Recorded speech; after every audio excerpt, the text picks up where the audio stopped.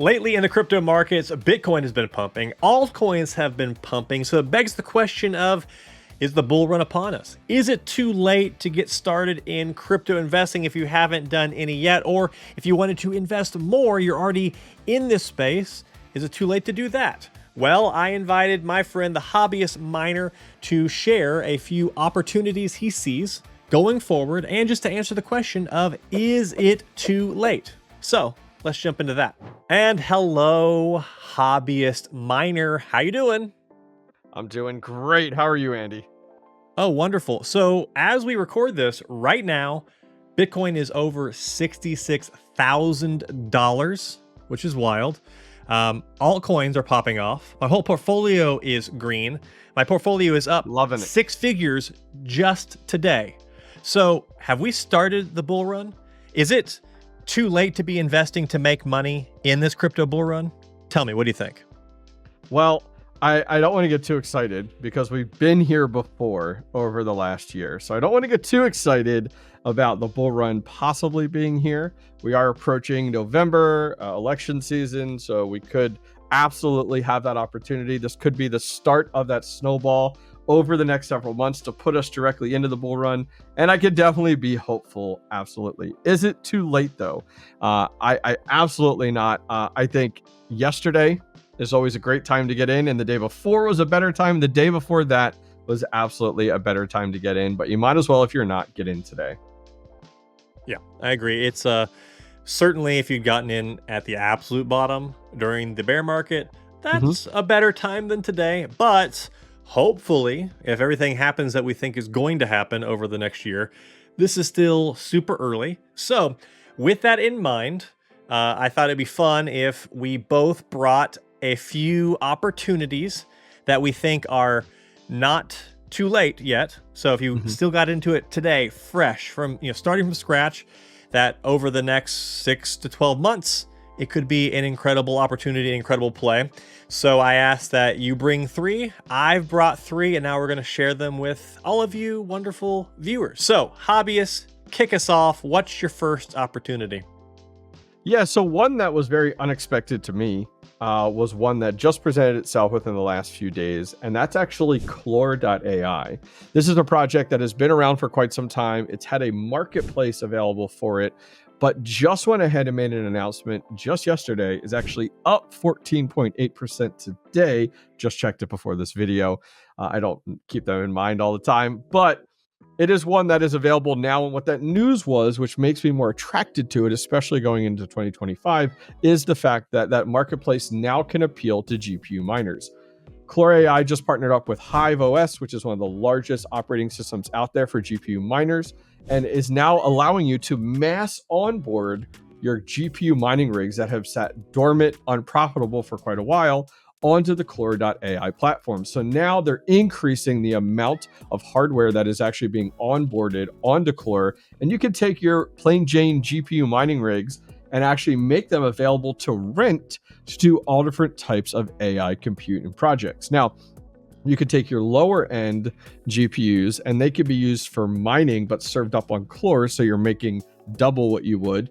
And you could go as high as like your 4090s, and those will be rented out for things like AI compute and rendering and other objects like that. So super excited for Clore, just going ahead and launching this now. And a lot of the times hardware is a huge limitation for these projects, but partnering up with Hive, there's now a massive amount of almost 1 million graphics cards available now if people opt in to Clore.ai.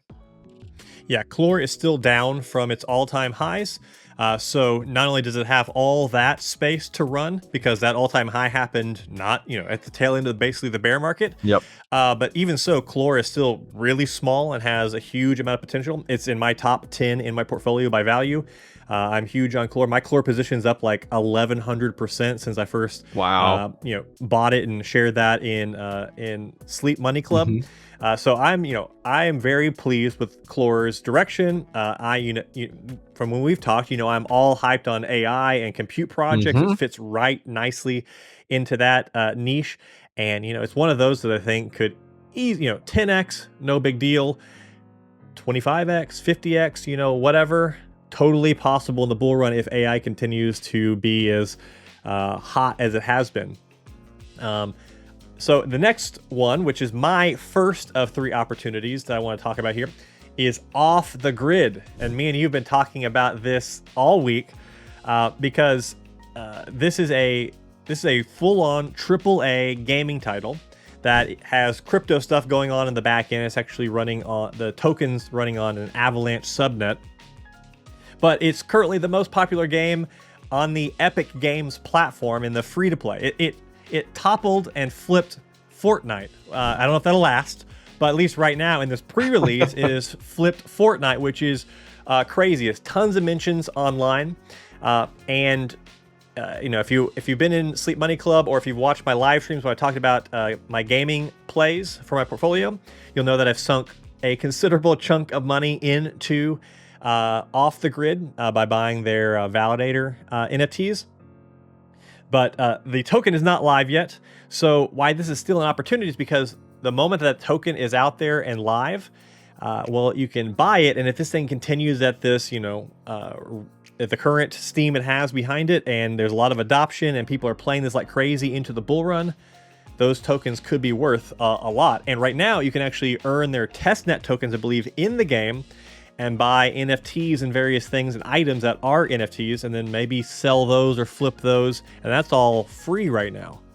Which, so Off the Grid, hugely bullish on. I know you've been like looking at this a little bit this week, which tells me, more people are coming online. What do you think about Off the Grid?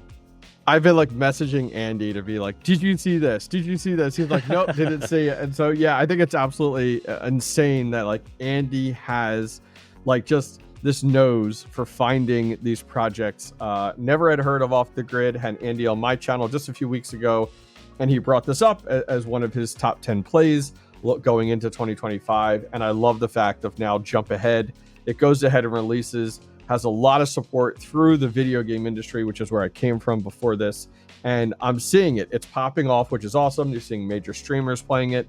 And one thing I had mentioned to Andy too about this is that the nice thing about this game is that it's not putting crypto and Web3 first. It's putting the video game, the gameplay, the community first. And oh, hey, here's this extra bonus of Web3 and its integration with crypto. And I think that's why it's doing well. It's not even presenting itself in that fashion where like it would turn people off or anything. And I think that's why it's so successful. I see a ton of people that didn't even realize it. And I don't think they will until that token actually drops. And then it's like, oh, I'm already playing this game. And I think it's genius on their marketing avenue. Sell the game first, then, oh, we've added this in. I think it's a really, really smart move. I am so disappointed I did not get into these NFTs sooner. Now, how exactly does your NFT work versus like an in-game item? Because yours is much different, right? As to what you currently hold. Yeah, so what I have are what are called their validator NFTs. And every time someone in the game unlocks or opens a hex, I get rewarded in guns tokens, and I will also unlock and keep NFTs, in-game item NFTs for myself. So I can not only have the guns token to sell and trade or whatever, but I can also sell those NFTs on the open marketplace. But like you just said, a lot of people aren't even going to realize that it's crypto enabled because Fortnite has V-Bucks. All these games have points in various systems.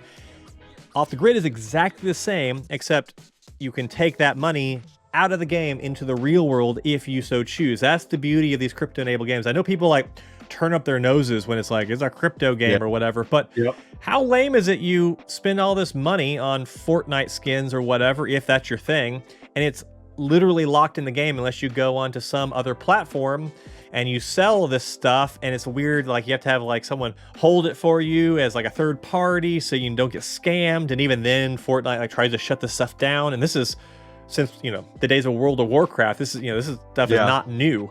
That's why I love this crypto stuff, because if you do it in the right way, where it's behind the scenes, it enables a whole bunch of incredible features and like possibilities. Yeah, I think Off the Grid just has to move quickly on this, and the reason I say that is, in the video game industry, there's such a small attention span. Like, it's here, it's hyped, it's awesome. This is super common. All these streamers, all these big influencers get on it, and then they kind of get bored and they move on to the next thing. And then it's like ride the wave of the next video game. I think introducing this as also this weird quasi auction house style selling NFTs, like being able to make crypto, like that's super attractive, but needs to be like the next step very quickly in order to keep this going. Because as soon as you add some type of monetary value to some of these rare skins and stuff, people gravitate towards it. I mean, look at Counter-Strike. People still play that game trying to get the skins just with that in mind. So really excited to see where Off the Grid goes. And I'm buying the token when it releases since I can't get the NFT validator anymore. Have to. I love it. All right, hobbyists, take us home to number 2 opportunity on your list. Yeah, so this is one that I've talked about before. However, there's been more news around this and it's interests me. And once again, we're in that AI space, that compute space. And this is actually the Dynex project. And I've talked about this on other recordings with Andy. And Dynex has kind of been quiet for a while. But I've been chatting more and more with their team. And they just went ahead and announced a massive partnership with the European Le Mans, which is not a small group. I mean, this is massive. And now they're actually partnering up on the boots on the ground. They've shown pictures of it, boots on the ground, working with the motorsports teams to actually take and simulate these cars on the tracks using Dynex as the backbone and quantum computing. And I'm like, wow, like if this is where you are, you're only a few social media posts away from going through the roof with these major groups. And I got word that from their team that as they start to expand and partner with these other companies, that they're requiring a partnership on social media to get posted from them as well as the Dynex team. So now we're going to start to see real world use. I think that's something that you and I constantly look at is like, how does a project actually get used in the real world? Where's that connection? Because yeah, it could be a project that theorizes at some point we're going to do this and they have a token, but when they're actually starting to be involved and have real world use is where our interest really lies. I mean, right now everyone's turning up a token that's going to involve AI and they put it out there and they mention it and publicize it and market it, but when are they actually going to do it? So now we're starting to get real use case that actually we as outside consumers can identify with. And I love that. And I can't wait to see more big partnerships come down the road with them in 25. So Dynex is doing these simulations just on their decentralized, I guess, user-run compute network. Is that what's happening? Yep, correct. Yep. So it's utilizing, as a GPU miner, I've started to liquidate a lot of my GPU mining rigs, but I've kept one online that actually is on Dynex. And so my GPU rigs could be used for these simulations that they're doing, which is, I think, awesome. The one thing I'm hoping for is, more rewards for GPU miners. But based off previous conversations with them, I had this conversation just more recently. They're only using about 10% of their entire network available right now, which is awesome. But it also doesn't mean that more bigger rewards aren't coming to Dynex or to GPU miners until they actually are almost out of GPUs and they need to incentivize people to flip over to their network. And so quantum compute does not exist in any like meaningful, useful way yet. So how does Dynex define quantum compute? Is it like marketing speak, or do they have like a different way of what does that mean to them? Listen, I'm not that guy to ask that question. All right. I just enjoy mining it and getting paid out in it. And I like it's seeing a good the token word go up. You know what? It sells just like AI, just like artificial intelligence. Like seriously, there's a reason why some of these projects put AI at the end of their name. Yeah. Like, let's be honest here. Yeah. And hey, you get the right hype train, you get the right combination of events at the right time in the cycle, and Dynex could be lit on fire and shoot to the moon. So I'm here for the marketing speak. I like it. On that note too, real quick on that note, like Dynex, for example, they started to make these announcements. They're already up 30% at this point, which I think is fantastic. Like, this is where I'm starting to see, like, okay, when we're starting to see use case, we just talked about Clore. Now we're talking about Dynex. It's like, okay, now real world use case, we're starting to actually see some profits coming back to these coins, which I'm excited about. Yeah, especially if they can get more of these big name people they're partnering with to actually mention their name on social media and stuff. Oh, yeah. Watch your bags go up. I like that. Okay, so my second opportunity that I wanted to share with people here, that's, none of these we believe are not too late to enter. And especially not this next one, because its total market cap is only $4 million today. Wow. And this is one that both me and hobbyists are in, and that's Tempe. You know, if you watch my channel, you know I've talked about Tempe a whole bunch. I am a huge fan of Tempe. It's my third biggest position in my portfolio by value. It wasn't even my top 10. It's just been slowly moving up as I've been putting more and more money in it. But also, it's up like 60% this month so far. It's flying, but still only a $4 million market cap, which means it's tiny, which means in my estimation, 10x, you know, this is what I think is going to happen. For me, you make your own decision what you think will happen, but 10x seems really easy to me. A 25x is super realistic, but like a 50 to 100x, entirely possible because it's just so small. And this segment, this data segment of the market is just so big. And for those who don't know, Tempe is building a decentralized index of all the web's data. And there's 4 major players that have these web indexes. Tempe is now currently the 5th largest web index out there. This is people like Google, Bing, Yandex, Baidu, and Tempe is the only decentralized one. But it's also in a short amount of time coming from nowhere and at a fraction of their value grown to be the 5th, and they're going to overtake or at least be as big as Bing very soon. And the beautiful thing is, we can be a part of this network by running nodes. Hobbyist runs a node. I run nodes, and we earn the Tempe token. So I'm huge on Tempe because I think data is the new oil. Just like I think the future involves AI. It's not a fad. It's here to stay. And so I'm trying to invest in a place where you take all the data of the web, and then you can then sell that to companies who need that data. And if you sell it for a fraction of what other people are selling it for, but it's just as valuable, just the same data, well, then you could carve out a pretty nice slice of that overall pie. You don't need to beat Google. You don't need to beat Bing.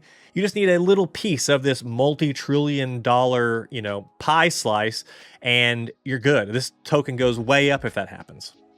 Yeah, I absolutely agree with you. I love the way you put that, where like data is the new oil, right? And oil became, was the new versus gold. And so, yeah, data is huge right now. There's loads of projects out there that are slowly coming to the forefront and being presented to you and I on just data. What does it do? Oh, it gathers data. There's some other DePIN projects that are in the exact same boat. Data is king right now. And whoever can pull that in, compartmentalize that, and present that to any real world situations, I think is massive. So yeah, really eager to see where Tempe goes moving forward. Love it. All right, hobbyists, your lucky number 3. What's your third opportunity? Make us rich. Make us rich. I don't know about that one, but we'll find out. Hopefully we all walk away rich. So this is one where I'm becoming more and more interested in, which is another DePIN project, which is GeoNet. So GeoNet is one that I'm becoming more and more interested in, only because of the fact of the use case that's out there. So I've had mine set up for a few months now. It's set it and forget it, which is great. But what really interests me about the project and about the token going into 2025 is, just like we talked about data there, well, what's that other thing that we kind of keep in mind? And everything comes down to automation. And so we just saw Tesla the other day. Now, granted, Tesla's not connected with GeoNet, maybe someday, but we just saw the announcement with Tesla the other day about autonomous cars and driving on their own and all these types of other big, amazing news with robots and all of this. And it's well, what does that need? Well, that needs kind of something, the GNSS network, which is a global navigation satellite system, as well as they have something called precision point positioning. And that's really coming down to how close can that accuracy be? And I love it. I saw the other day on a comparison between GPS and GeoNet, and GPS puts you within 10 feet.